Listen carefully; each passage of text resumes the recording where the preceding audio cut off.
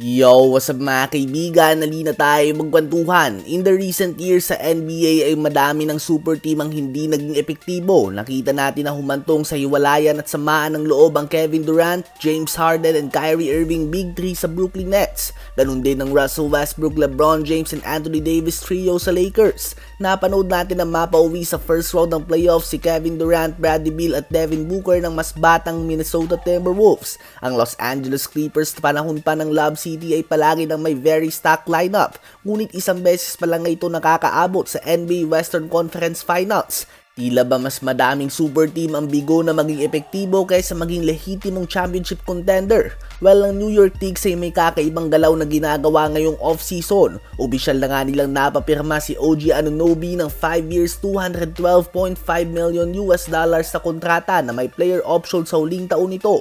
At nakumpleto din nila ang trade kung saan mapupunta na sa kanila si Mikal Bridges. Tulad lamang ni OG Anunoby, another solid 3-and-D role player nga ito. Ang New York Knicks nga ay may dalawang solid star role players. Ibig sabihin nito ay mga role players na star sa kanilang role. Probably the best 3-and-D player sa NBA ngayon na hindi max contract. Sasamahan pa ito ng Josh Hart na kayang maglaro ng 48 minutes with all-out effort at kaya din magbigay sayo ng 10 to 20 rebounds in one game. Isang player na gagawin ng lahat ng dirty work sa court at walang pakialam sa puntos. Ganun din si Donte DiVincenzo na more of a score-first player, subalit may matinding hustle at solid perimeter defender din.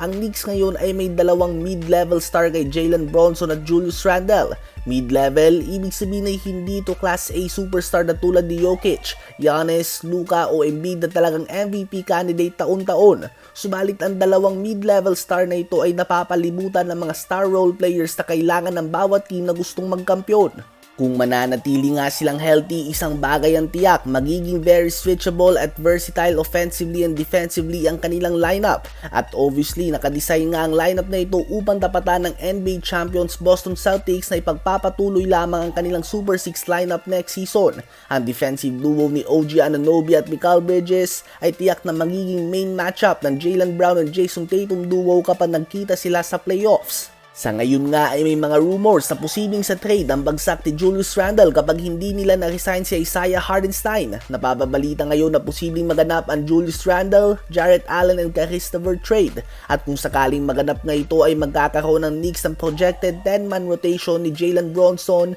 Donte DiVincenzo, Mikal Bridges, OG Anunoby, Jarrett Allen, Deuce McBride, Caris LeVert, Alec Burks, Josh Hart at Mitchell Robinson. Sa ngayon, ang Knicks ay kasali sa top 3 teams ng East kung talent ang pag-uusapan. Ang healthy Milwaukee Bucks at Boston Celtics ang 1A and 1B ng East habang Knicks naman ang pangatlo. Ngunit andyan din nga mga kaibigan ang Sixers na magpapalakas pa ngayong free agency, ang Miami Heat na gustong bumawi, at ang Indiana Pacers wag din natin kalimutan. Ano ba ang masasabi nyo tungkol dito?